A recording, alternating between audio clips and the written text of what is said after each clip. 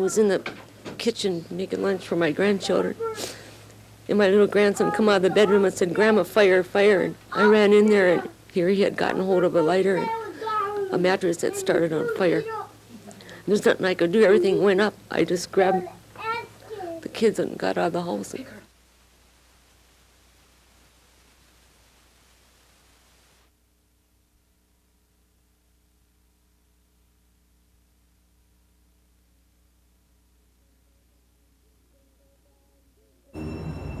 Jingle bells, jingle all the way. Oh, what fun it is to ride in a one-horse open sleigh. Hey, jingle bells, jingle all the way. Oh, what fun it is to ride in a one-horse open sleigh. Hey, we want to say happy holidays to Babbitt, Minnesota. We are the Way family over at RAF Falconberry in England. Can you say hi, Grandma and Poppy? Hi, Grandma, Poppy. We love you and miss you. We love you and miss you. Hope to see you soon. Hope to see you soon. Merry Christmas. Merry Christmas. Hi to everyone from Adrian's. This is Tim, Lisa, and Megan Ritzert, coming to you from Fleet Air Reconnaissance Squadron 2, Naval Station, Rota, Spain. I'd like to say hello to my grandmother, O.C. Adrian, Darlene, Marlene, Susan, Corey, Brian, Jimmy, and their new families, and my Uncle Jim, and everyone else at Adrian's Resort in Baudette, Minnesota. Happy holidays. Happy fishing. Happy holidays. I'm Senior Airman Thomas Scott, stationed at Osan Air Base, South Korea. I'd like to say hi to my friends in the Duluth area and my family in Minong, Wisconsin, and wish them all happy holidays. Hi, I'm Staff Sergeant Gary Lee from the 435th Security Police Squadron in Frankfurt, Germany. And this is my wife Sandra and baby Lee, who's due the 31st of December. Just want to tell all my family and friends in Cloquet, Minnesota, happy holidays. Happy holidays. Hello, I'm Private John Zimmerman, a combat medic currently serving with the 43rd Mobile Army Surgical Hospital at Camp Humphreys in the Republic of Korea. I'd like to send a special greetings to all my friends and family back in Duluth, Minnesota. Hi, Mom, Joy, Chad, Becky, Susie, Dan, and everybody else. I miss you. I'm having the time of my life, and I'll see you soon. Hi, my name is Specialist Magley. I'm stationed at Camp Humphreys, South Korea. I'd like to send holiday greetings to my wife in Duluth, Minnesota. I love you, and I'll be home soon. Staff Sergeant Dennis Mears. This is my wife, Lori, my son, Aaron, and my daughter, Amber. We're on Insular Air Base, Turkey, and we'd like to say hi and happy holidays to Gib and Camille Schultz in Tower, Minnesota. I'm PFC Pasek from Mannheim, Germany. I would like to wish my whole family in Cloquet and Carlton, Minnesota, a Merry Christmas. Hello, my name is Specialist Gilliland. I'd like to say hello to my beautiful family, my wonderful friends back in Duluth, Minnesota. I'm having a great time here in Giebelstadt, Germany. Vastus los.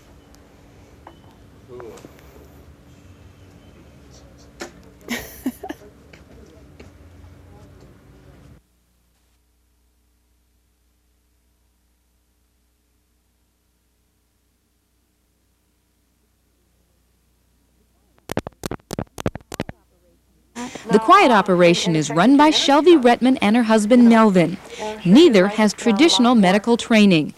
But Shelby claims to have been trained to work two machines that can diagnose whatever ailment you have and cure you of it. To see for ourselves how the machines work, twice we sent in a hidden camera with 28-year-old producer Carla Coe and photographer Tom Empey. Prior to the appointments, Carla got a complete physical from her own doctor.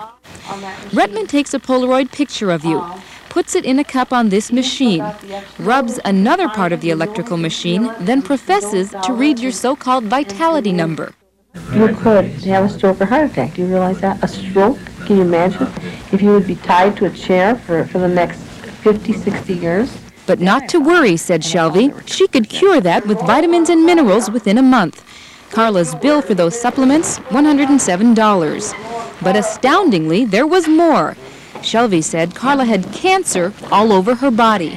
And then I went to the uterus and found that it was there. And I went to ovaries and found it was there. And I thought, Lord, if it's there, I wonder if it's in the blood. So I went to the blood and it was there. What, does the machine get rid of it? Or? Yeah. And this is Shelby's treatment for whatever ails you. Carla was taken to a kitchen chair, told to put her feet in two plastic containers that had metal pads and electrical wires attached. Then amazingly, water was sprayed into the pails. She was told that there were different electrical frequencies for viruses, and this machine could zap the viruses away. Have you ever seen anything like this before? No, I haven't. If she has no license to practice medicine, I believe she's violating the state law in that regards. If these machines do nothing, I think I'm looking at a theft by swindle. Shelby Rettman did agree to talk to us off camera. That lasted about 15 minutes. Can these machines cure disease? I don't know. We deal with energies here. Have you sold this machine to anybody else? I don't sell nothing. You don't sell anything. And what about Carla? Her doctor says that she's in perfect health. Okay, then then she can believe whatever she wants to believe. How do you respond to the fact that a medical expert says what you're doing is quackery and fraud? I don't think a doctor knows what I'm doing here. Shelby Rettman says what she's doing is research. And what about the money she charges? Well, she calls that a donation. Asha Blake for NBC News.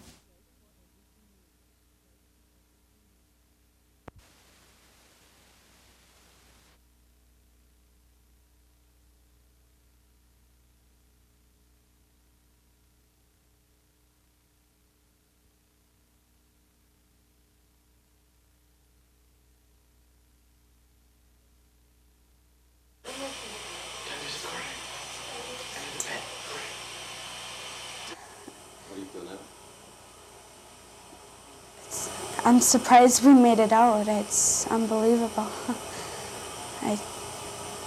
I'm just glad I didn't give up, and I'm glad I kept on trying to get out.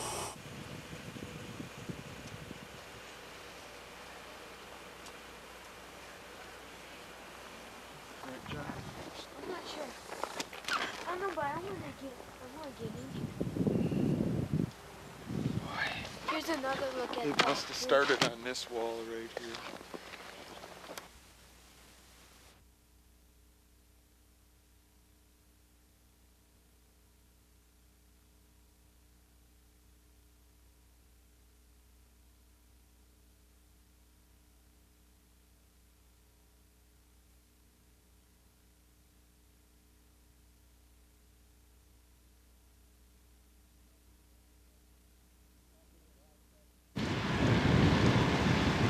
Call came into us that fully engulfed.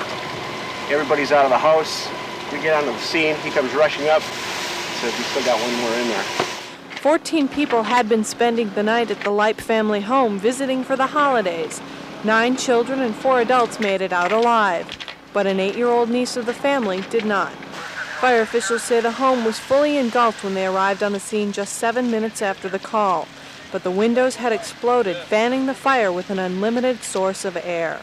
And nearly 12 hours later, members of the Clifton Volunteer Fire Department were here again, putting out hotspots on the rekindling fire. Assistant Fire Chief Gary Weeman says they've never lost anyone before, and there were many firefighters here last night with tears in their eyes. We've all got kids around here ourselves, and this is a classmate, and you try extra hard, but we're not God, so we tried our best, and everybody worked their ever-loving butt off, but it still wasn't enough, And they dug out and added a basement to it. It had a crawl space before. So they went both directions and added what had been a porch became an extra room in the rear. Neighbor Jay Fletcher says a new addition was just added to the home this year. When he spoke to the family today, they were looking for someplace else to live, at least for the time being. They're a very strong family spiritually, and that's helping them. Not really anything you can say.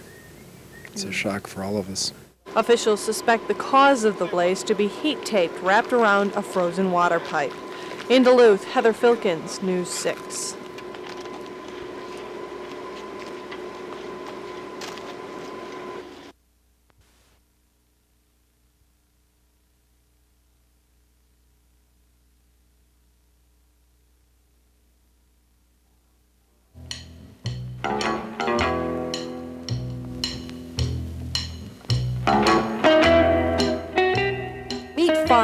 a 1.5-year-old tomcat who's becoming known from coast to coast.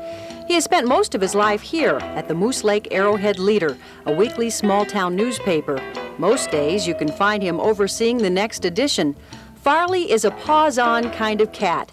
Not one page goes to print without his personal inspection and approval. It's always been a fun place, but with Farley, it's just extra fun. And he loves people. And people, he's kind of fat because people bring him sardines.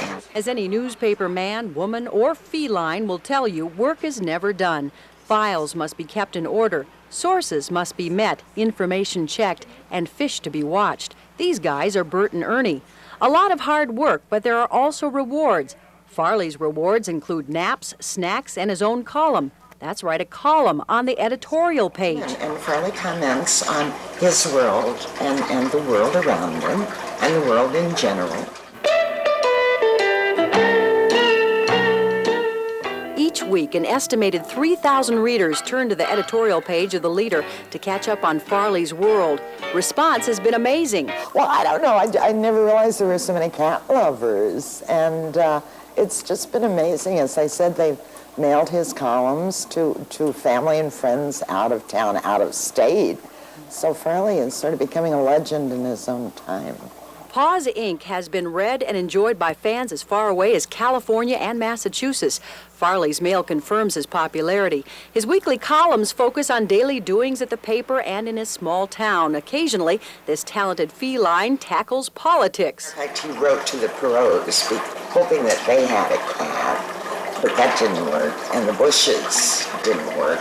And he didn't write to Clinton because he figured Clinton, with all his allergies, certainly wouldn't have a cat. And now he found out that Clinton has a cat. So now he's big into socks.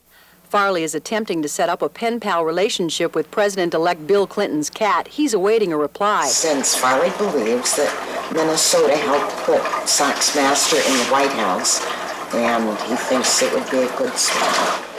As far as his popular column goes, Farley is content to remain in Moose Lake, commenting on the world as he sees it. But his friends say this amazing cat is willing to entertain offers if the right national syndication deal comes along. Stay tuned.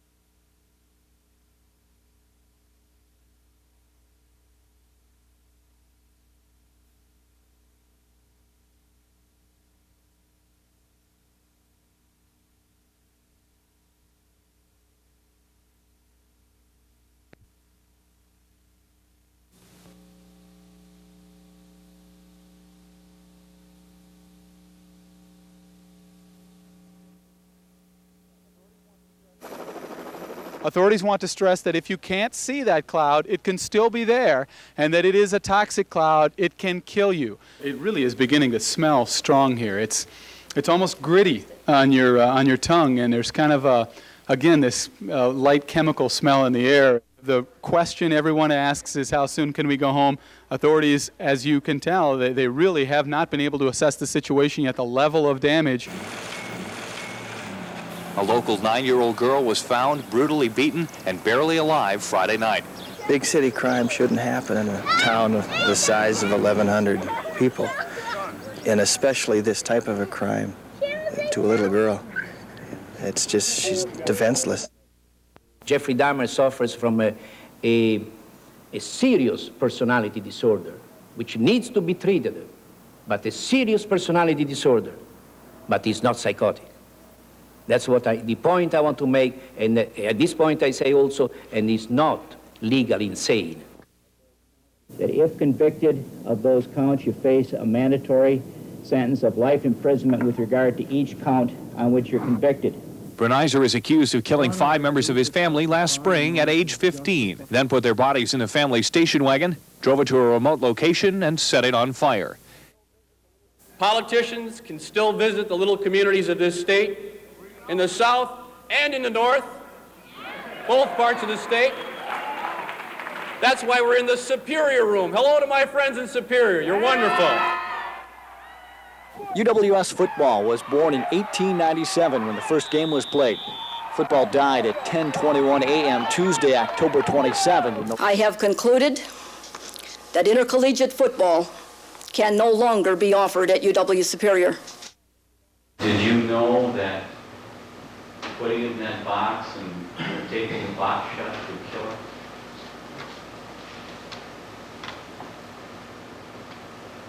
The prosecution, which has already proven that Leslie Schatz gunned the victim down, is now trying to prove that William Faulkner hired Schatz for the crime.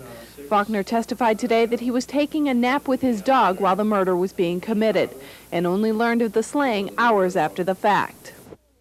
The police say all of the plants here in this room would be worth approximately $36,000. In addition to the processed marijuana they've confiscated, they say they've taken in close to $300,000 in drugs. QRSTUVWYXV. There's a great nightlife. It's just folks got to learn to balance the two.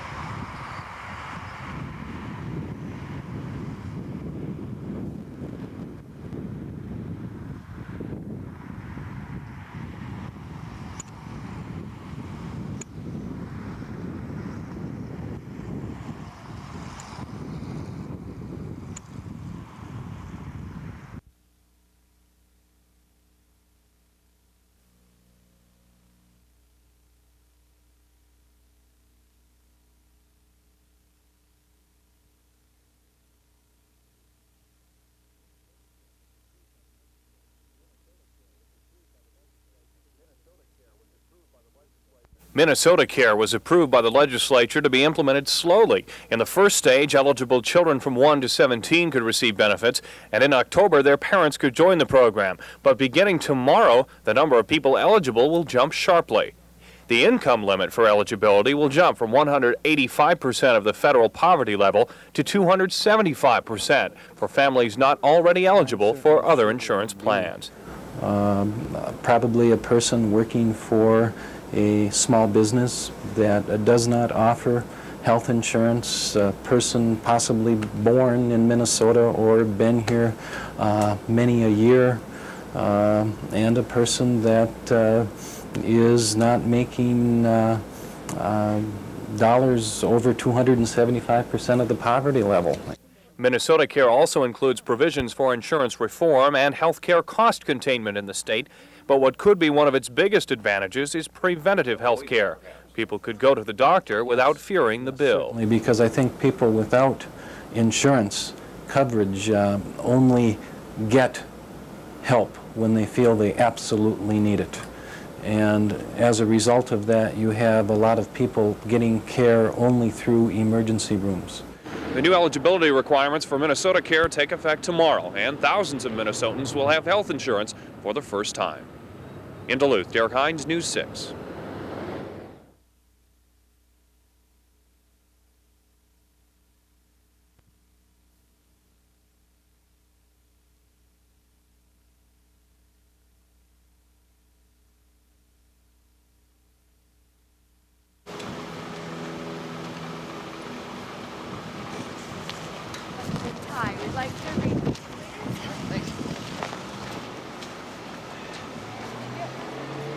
That's just a basic labor provision is your job security. And we're going to stick by the language we got in our contract right now.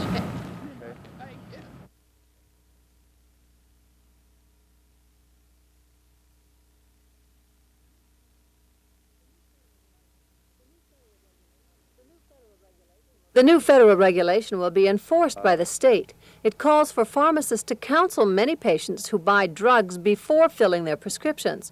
The rule really applies only to Medicaid patients, but most druggists feel it's a good rule of thumb for dealing with all their clients. To have better screening at the pharmacy level, consultation, patient consultation at the pharmacy level, and so people understand their medications better, use their medications better, and cut down on some adverse effects, of course.